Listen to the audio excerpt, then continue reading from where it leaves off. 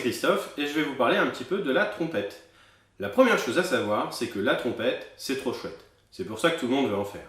La deuxième chose, c'est que la trompette, ça appartient à la famille des instruments à vent. Non pas parce qu'on joue la trompette de vent, mais parce qu'on va souffler de l'air dedans. Comme ça. D'une manière bien spécifique, comme chez tous les instruments de la famille des cuivres, on va faire vibrer ses lèvres. Et ça, avec l'aide d'une embouchure qui va nous permettre de canaliser notre vibration, on va produire le son dans la trompette.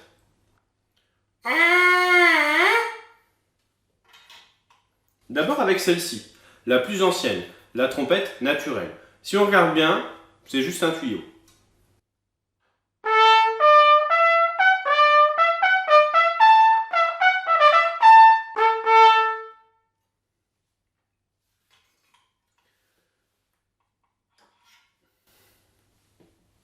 Un instrument également assez connu, très utilisé dans les fanfares militaires. Pareil, pas de piston, c'est juste un tuyau. Et cet instrument s'appelle le clairon.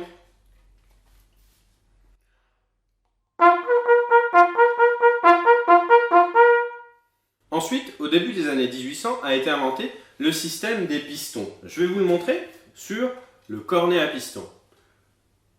C'est toujours un tuyau, simplement on a rajouté 3 petits pistons qui vont orienter l'air dans différents tuyaux. Un petit tuyau, un autre tuyau et un tuyau encore plus grand. Ces pistons vont nous permettre de faire toutes les notes.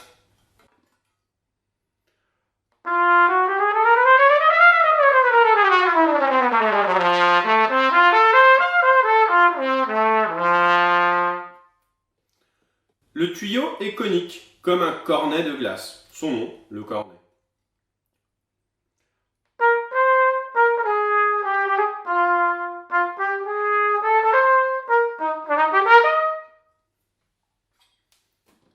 Et maintenant, l'instrument que tout le monde attend, la fameuse trompette trop chouette.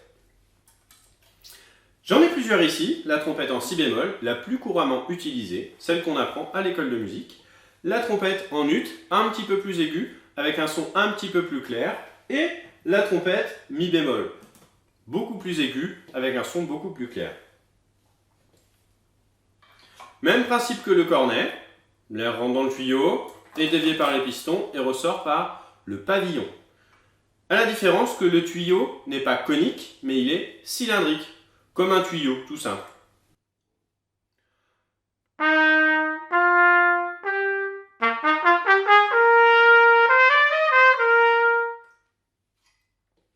Le dernier, un cas un petit peu particulier, c'est le bugle. C'est toujours le même principe, un tuyau, des pistons, un pavillon avec une embouchure. Simplement, quand on compare le pavillon du bugle au pavillon du cornet, on s'aperçoit qu'il est beaucoup plus gros. Ce qui va lui donner un son beaucoup plus chaud, beaucoup plus rond, beaucoup plus doux. C'est un instrument qui est très utilisé dans le jazz.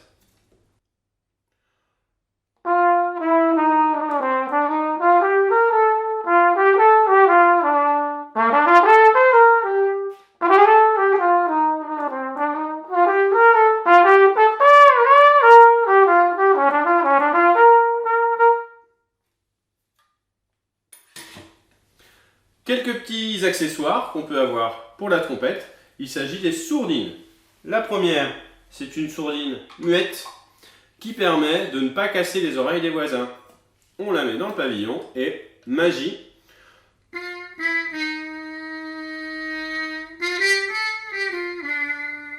Le son est beaucoup moins fort. La sourdine sèche qui va changer le timbre de l'instrument.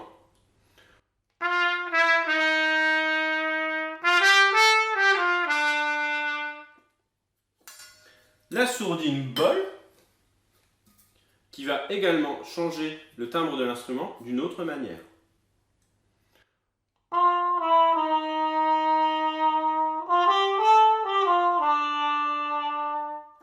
Et la dernière, la sourdine wah-wah.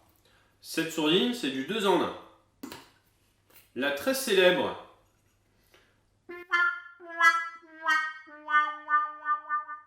comme ça que c'est fait.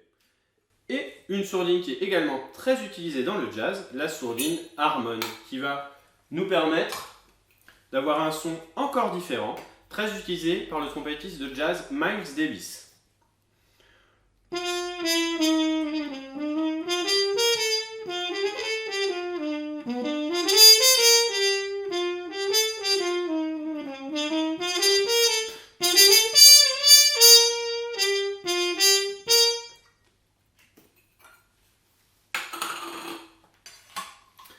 Voilà pour ce qui est de la trompette. J'espère que cette présentation vous donnera envie de choisir la trompette pour la rentrée prochaine et de découvrir plus précisément cet instrument. À bientôt!